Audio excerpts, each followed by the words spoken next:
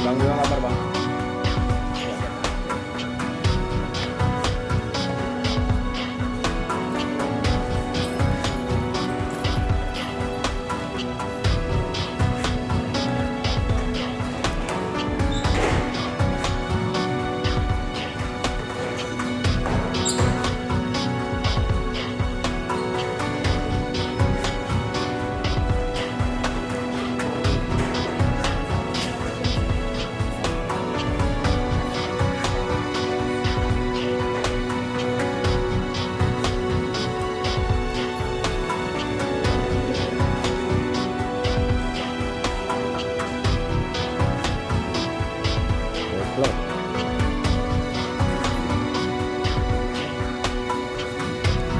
Backlight, backlight.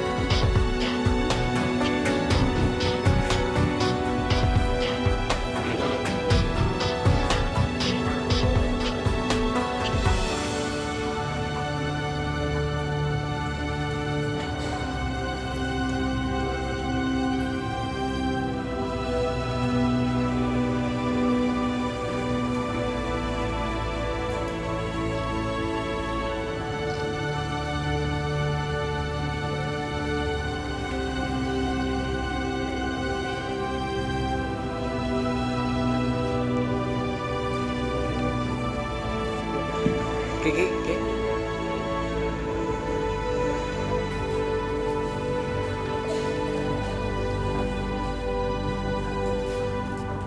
Izin Pak Kapolri, Bapak Kadif Propam, Bapak Kapolda NTT.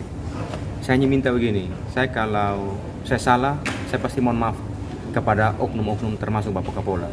Tapi kalau saya benar dan ruang mencari kebenaran itu tidak didapatkan dari institusi dalam hal ini Polda NTT, saya pasti mencari keluar. Karena apa? Karena saya sudah mencoba sebagai anak, sebagai anggota, saya sudah WA Pak Kapolda, saya sudah WA Pak Wakapolda, saya sudah WA Kabid Propam, saya menjelaskan fakta-fakta lapangan, tetapi itu tidak digubris, tidak digubris. Kemudian saya ini beberapa kali dituduh dalam hal-hal yang benar-benar saya tidak lakukan. Bahkan saya ini dipanggil dan ditegur salah satu PJU bahwa saya otak dibalik demonstrasi catar akpol yang di dalamnya ada anak Pak Kapolda. Itu menurut saya, dugaan saya, mungkin pimpinan itu marah karena isu itu. Padahal ini kan hal yang tidak benar. Maka saya hanya berharap sebagai yang saya tidak tahu posisi saya masih mantan anggota Polri atau anggota Polri, saya minta pimpinan itu harus bijaksana ketika mendapatkan informasi, itu harus bijaksana, panggil anggotamu, panggil anakmu. Akhirnya pernyataan-pernyataan yang dikeluarkan oleh Polda NTT dampaknya memalukan institusi. Saya sebagai anggota Polri, tapi saya juga sebagai masyarakat anak NTT, yang ketika saya membiarkan isu ini berkembang, dampak itu besar. Dampak sosial itu akan berdampak kepada keluarga, anak, istri saya. Sehingga saya harus bersuara. Kalau suara saya untuk menyampaikan kebenaran ini di-cut, tidak ada nilainya, lalu untuk apa saya harus berbicara kepada pimpinan? Jadi saya hanya minta, jadi pemimpin itu harus menempatkan diri sebagai orang tua, kakak, itu harus ada poin itu. Karena tidak ada poin itu, dampaknya rusak untuk institusi. Saya hanya mau bilang begini, hari ini saya dipecat, Kabid Propam dipecat, Kabid Humas dipecat, Kapolda pun dipecat, institusi ini agak tegak lurus. Tetapi dampak memalukan institusi itu karena kita saling berdebat di publik, dampaknya besar untuk institusi dan termasuk untuk kepercayaan rakyat kepada institusi. Kalau kita bicara tentang mencintai institusi, itu dari perbuatan nyatanya, bukan daripada yang hanya diumbar-umbar. Perbuatan nyata itu yang harus kita tunjukkan. Pak Dirkrimsus, kita bukan orang yang sempurna. Pasti kita punya salah dan punya kekurangan. Kekurangan itu yang harus ada diskusi dalam satu organisasi. Komunikasi yang baik, bukan semata-mata menjustifikasi kita bahwa kita anggota paling buruk. Itu kira-kira seperti itu. Jadi pemimpin yang bijaksana. Begitu. Oke.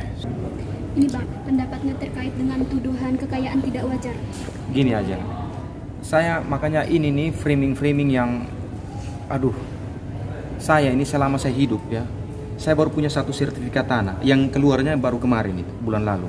Selama saya hidup ini, baru punya satu sertifikat atas nama saya yang baru saya buat, bisa cek di pertanahan. Jadi kekayaan ini tidak bisa kita tipu. Kekayaan ini tidak bisa kita tipu. Ini kan yang dibangun seolah-olah saya ini kaya raya. Apa saya kaya raya? Nanti bentuk tim independen termasuk Propam Mabes Polri, saya buka semua.